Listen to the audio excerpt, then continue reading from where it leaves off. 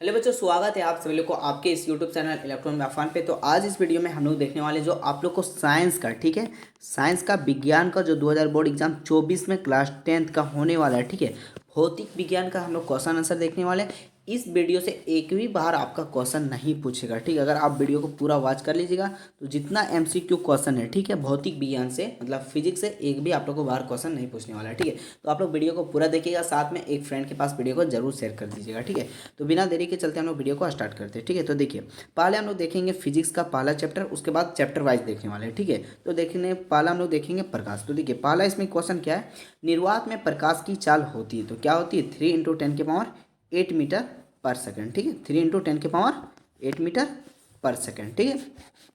Objective में direct answer भी लिखा हुआ है, ठीक है। उसके बाद हम लोग देखते हैं क्वेश्चन नंबर 2, समतल दर्पण द्वारा बना प्रतिबिंब होता है। तो समतल दर्पण द्वारा बना प्रतिबिंब होता है, क्या होता है, बराबर होता है और सीधा होता है और आभासी। आभासी का दूसरा नाम हम लोग क्या बोलते हैं, काल्पनिक, याद रखिएगा, आभासी का दूसरा नाम काल्पनिक, ठीक। उसके बाद हम लोग देखते हैं क्वेश्चन नंबर 3। जो भी क्वेश्चन दे रहे काफ़ी ज़्यादा महत्वपूर्ण है, ठीक है। तो आप लोग वीडियो को पूरा वॉच कीजिए।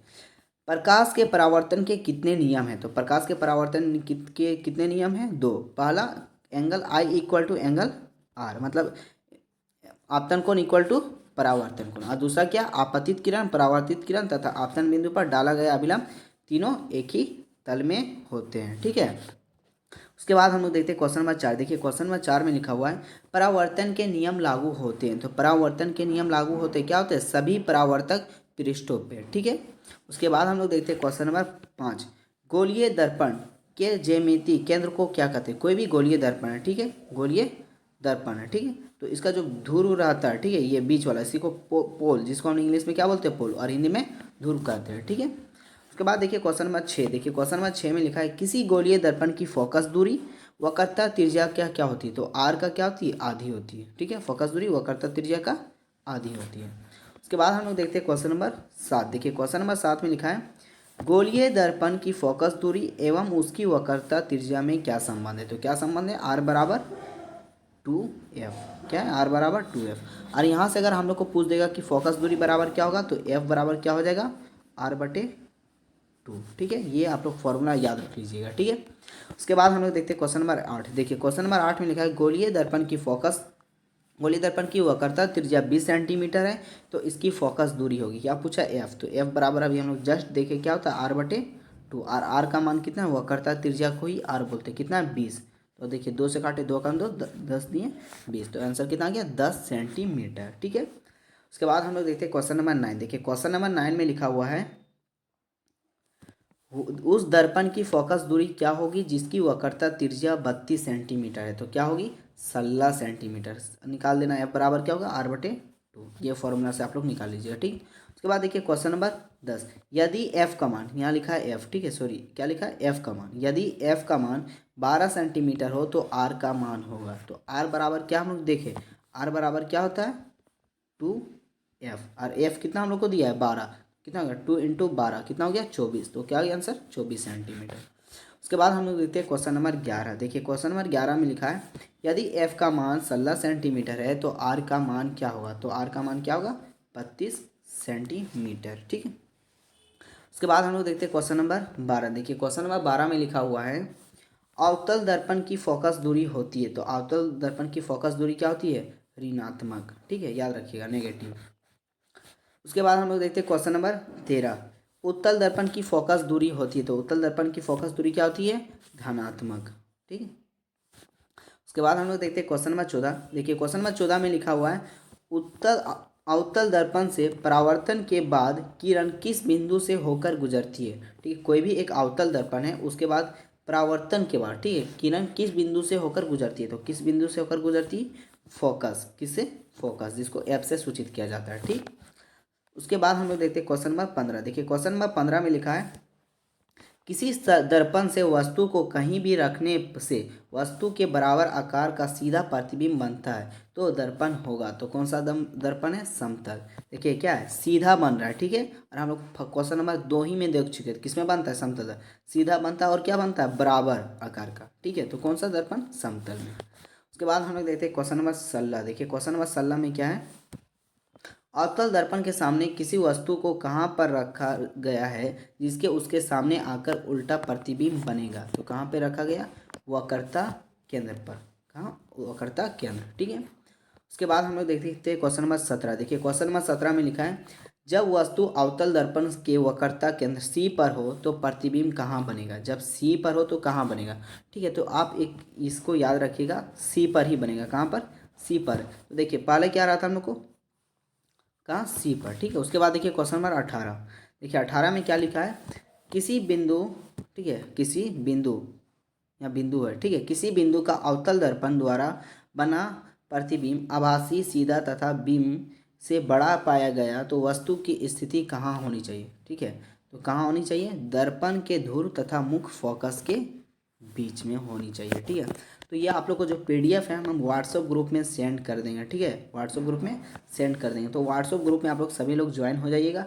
व्हाट्सएप ग्रुप का लिंक डिस्क्रिप्शन में आप लोग को दे देंगे, वहाँ से आप लोग को जाके ज्वाइन हो जाइएगा। ठीक है, अगर अदरवाइज वहाँ से ज्वाइन नहीं हो पाते तो आप मेरा नंबर पे मैसेज कीजिएगा। ठीक है, वहाँ से आप लोग को लिंक मिल जाएगा, जाके ज्वाइन हो जाइएगा। ठीक है। उसके बाद देखिए क्वेश्चन नंबर 19। देखिए क्वेश्चन नंबर 19 में लिखा है, किसी दर्पण से आप चाहे कितनी ही दूरी पर खड़े हो, आपका प्रतिबिंब सदैव सीधा प्रतीत होता है। संभाव दर्पण है तो वह कौन सा? या तो समतल अथवा उत्तल, ये दोनों में से कोई हो सकता है। तो आप लोग को जो ऑप्शन में मिले वो आप लोग टिक मार लीजिए, या दोनों रहेगा तो ऑप्शन में तीसरा में रहेगा कि बोथ, दोनों। ठीक है। उसके बाद देखिए क्वेश्चन नंबर 20। क्वेश्चन नंबर 20 में लिखा हुआ है, कौन सा दर्पण आभासी तथा सीधा वस्तु के आकार से छोटा प्रतिबिंब बनाता है? तो कैसा कौन सा बनाता है दर्पण में? तो देखिए कौन सा दर्पण? उत्तल दर्पण। कौन? उत्तल दर्पण। ठीक है, यहाँ पे गलत लिखा है, सुधार लीजिएगा। उसके बाद हम लोग देखते हैं क्वेश्चन नंबर 21। देखिए क्वेश्चन नंबर 21 में लिखा है, उत्तल दर्पण से द्वारा बना प्रतिबिंब सदैव होता है। तो सदैव क्या होता है? सीधा होता है। ठीक है।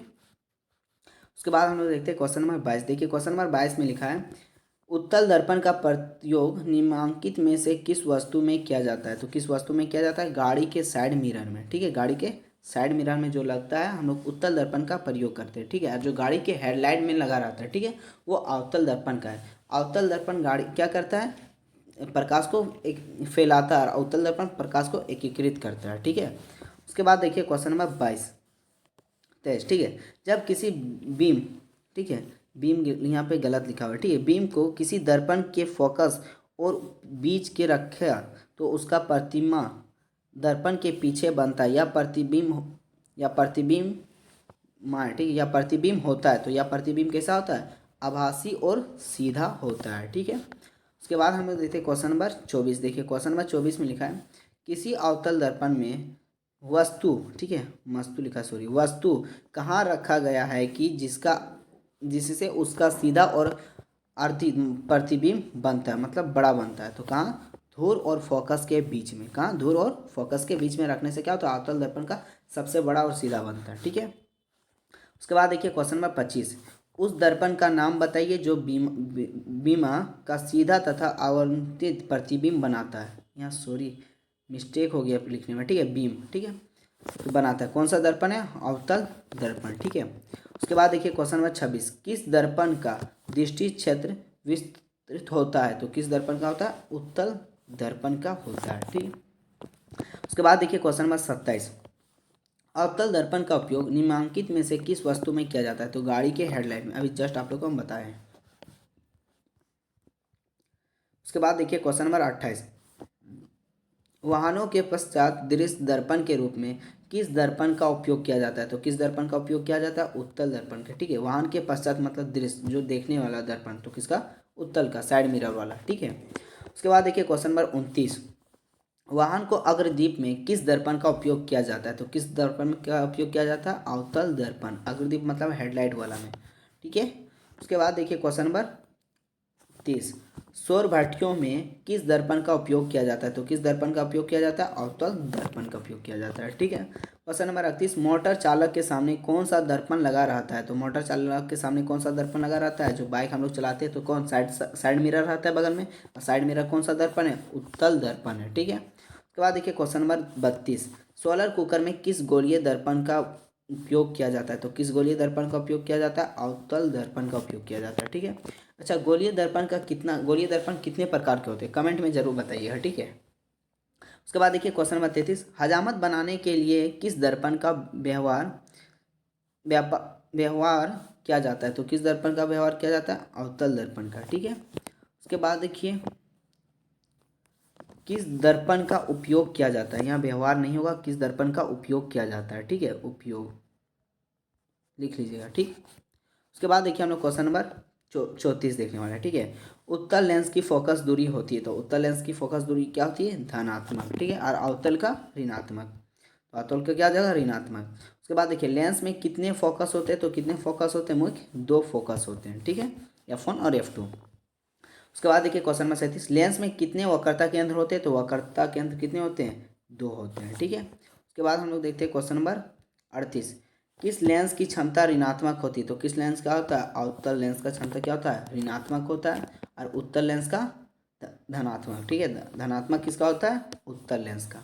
ठीक है, देखिए लगभग आप लोग को इस पीडीएफ में कितना क्वेश्चन, 100 से प्लस क्वेश्चन है, मतलब 150 से प्लस क्वेश्चन है। ठीक है, तो ये पीडीएफ हम आप लोग को टेलीग्राम साथ में व्हाट्सएप में भी भेज देंगे, तो वहाँ से आप लोग जाके पढ़ के याद कर लीजिए। ठीक है, देखिए क्वेश्चन है, आंसर है, आप लोग याद कर सकते हैं, इसमें कोई समझाने का बात नहीं, मेनली आप लोग याद कर लीजिए, समय आप लोग के पास बहुत कम है। ठीक है, तो वहाँ पे हम आप लोग को पीडीएफ भेज देंगे। तो आप लोग से रिक्वेस्ट है कि ज़्यादा से ज़्यादा आप लोग वीडियो को शेयर कीजिएगा, और हम 2 दिन के बाद आप लोग को व्हाट्सएप में और टेलीग्राम में भी सेंड कर देंगे पीडीएफ, तो वहाँ से आप लोग जाके याद कर लीजिए।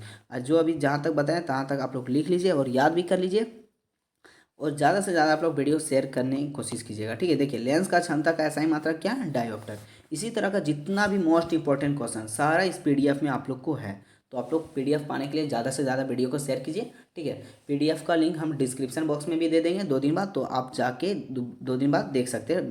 ठीक है, और टेलीग्राम में और व्हाट्सएप ग्रुप में भी हम भेज देंगे, तो वहाँ से भी आप लोग ले सकते हैं पीडीएफ को। ठीक है, या आप लोग मैसेज कीजिएगा, वो हम दे देंगे आप लोग को। ठीक है, तो मिलते हैं नेक्स्ट वीडियो में। जय हिंद, जय झारखंड, जोहार झारखंड।